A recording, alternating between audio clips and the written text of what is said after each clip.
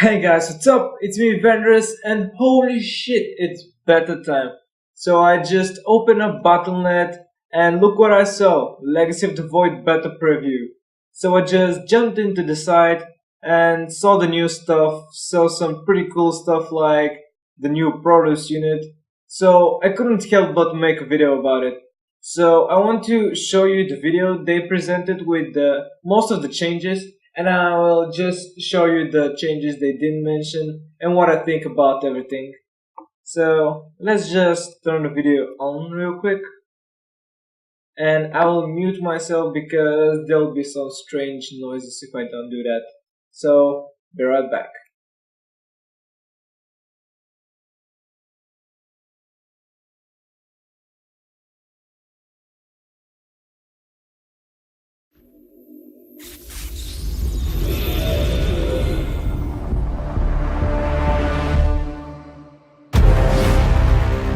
Hello and welcome to an overview of the initial phase of Legacy of the Void closed beta testing. We're psyched to stand on the cusp of the first public look at Legacy since BlizzCon 2014 and wanted to give you a summary of what you can expect given the last few months of development. Much has changed since our reveal last November, and though we will not be able to cover all of it in this video, you can check out the companion blog posted on the StarCraft 2 website for a complete rundown. Let's take a look at what you'll see as we kick things off. Archon mode will be available for testing out of the gate, and we're anxious to get your thoughts. This mode allows two players to control a single army at the same time, presenting an exciting new cooperative experience of StarCraft 2. With the support of a friend, there is the potential to play at a capacity you would be incapable of alone. It's also a great way to ease a friend into StarCraft who may have never played previously. Next, we have been experimenting with the game's economy system by adjusting the number of resources available at base locations. We are interested in providing a resource advantage to players willing to aggressively expand and defend their base count. We have also increased the accuracy of units that are issued attack move commands in order to make them more reliable in combat. We look forward to seeing how this seemingly small change can positively affect both new players and veterans seeking a more consistent response from their army. Let's take a look at multiplayer unit changes for the Terran race. The Terran army is bringing on a new addition with the Cyclone. The Cyclone is a ranged unit with the capability of locking on to a target and dealing high damage over a long duration. Both the affected unit and the Cyclone can move during lock-on, but if the units move too far apart, the link is broken and the Cyclone will stop dealing damage. The Siege Tank can now be picked up and dropped while remaining in siege mode. The increased opportunities to harass and micro with this unit is in line with our top legacy goals for Terran.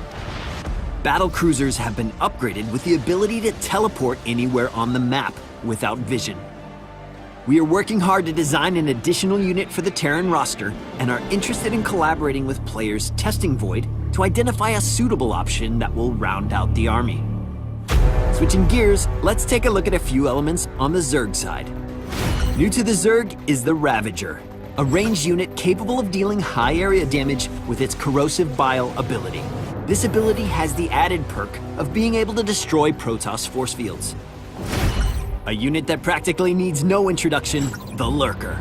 The Lurker is back in action as a solid splash damage option with massive range, able to outdistance most units and all base defense structures. We've made some notable changes to current Zerg units, starting with the Corruptor. We have given the Corruptor a new ability, Caustic Spray, which deals channel damage against structures that increases over time. Looking at the Viper, we wanted to add an ability that would counter mass air unit strategies.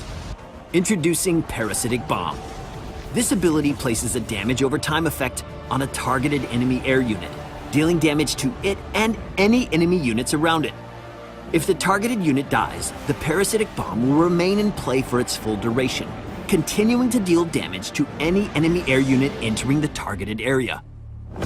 The Swarm Host will be filling a new role for Void, with significant changes that support harassment and mobility. Also, the Swarm Host's Locust can now be upgraded to fly in the late game. Lastly, let's turn our attention to the venerable Protoss. Making its first public debut, we give you the Adept. The Adept is a ranged unit that deals damage to ground units only, and is also capable of sending out a shade of itself to a target location. This shade can't deal damage or be damaged, but can be movement controlled. While the shade is deploying, an Adept will function normally in combat. Then, after a set duration, the Adept will teleport to the location of its shade. Also new in Legacy is the Disruptor. The Disruptor is a micro-intensive splash damage option that warps in at the robotics facility. This unit can go into an invulnerable energy form and after a short duration, deal burst damage to all units around it. To kick off changes to current Protoss units, let's talk about the Warp Prism and the Immortal. The Warp Prism can now pick up units from a distance, while the Immortal has exchanged its Hardened Shield passive for an activated shield ability. The Oracle sports a new ability, Stasis Ward, that lays a trap triggered when enemy units walk nearby. An activated Stasis Ward will temporarily freeze a ground army in time, preventing them from moving, attacking, or using abilities while simultaneously preventing them from taking damage. And lastly, the Tempest will no longer deal plus massive damage against air units. However, it has also received a new ability, Disintegration. Disintegration allows the Tempest to dish out a high amount of damage against the target unit, but spread out over a very long period of time. The changes coming with Legacy of the Void are a lot to take in.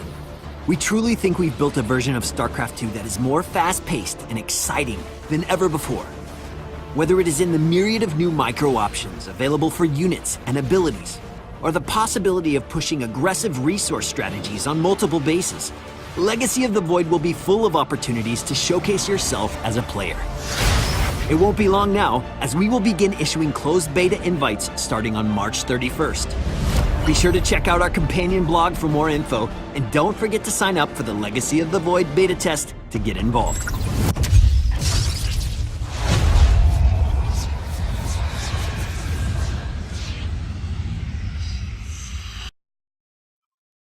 So that was pretty cool. We knew most of the changes they talk about, but there's some new stuff like, for example, the Herc is removed. They didn't enjoy it. Also, the Tempest is a bit different. It can still attack air units, but still has that new ability they talked about, and they removed the versus massive units damage, as they said. Also, there are different things that they didn't point out. For example, the game speed is altered, which is absolutely amazing.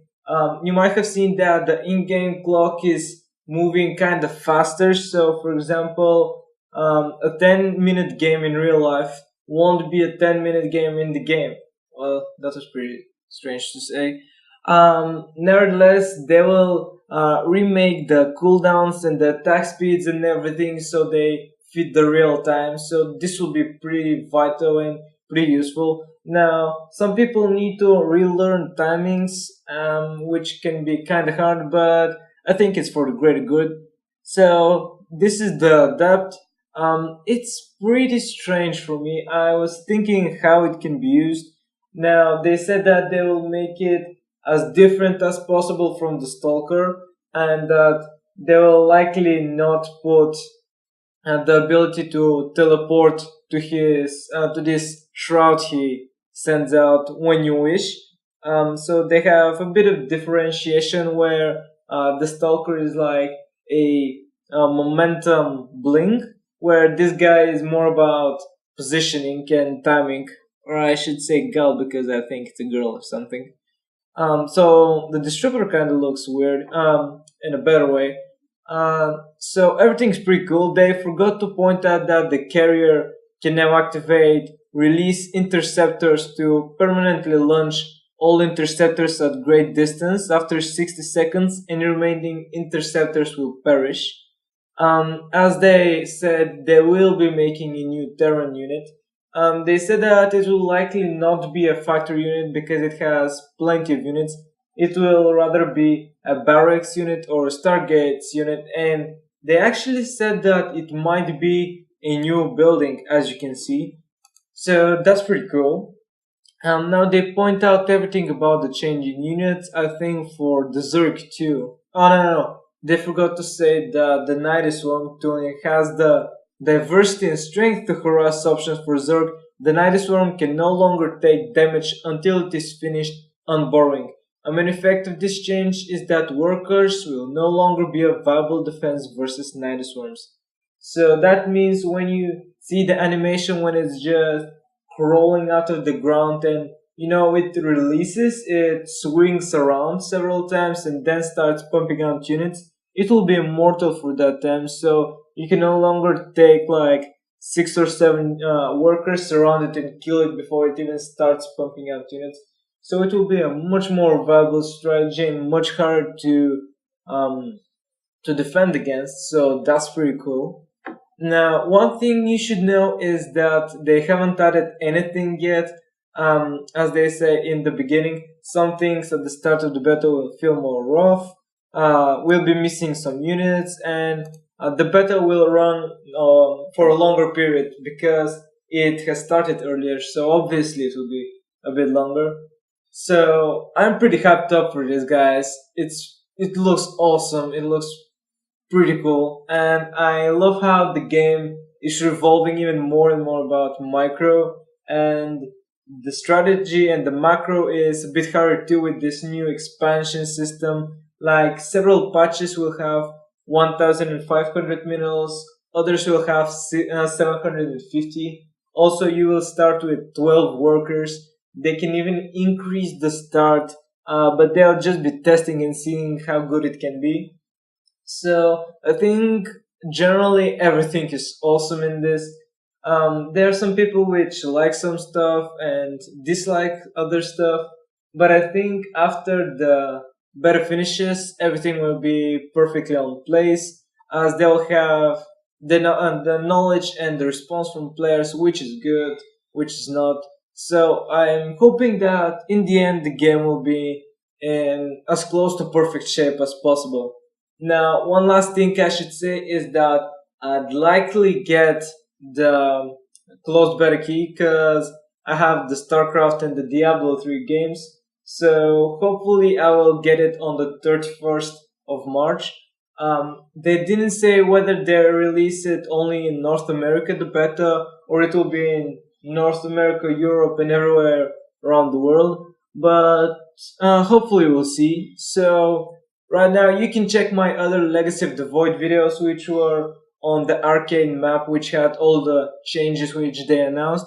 Or you can subscribe and wait for the future videos which will come up as soon as the beta starts.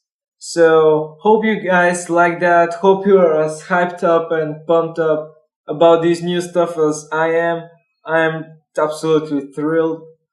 So hopefully you will subscribe, and we'll see you guys next time as we play into the beta. So thank you guys for watching, and bye bye.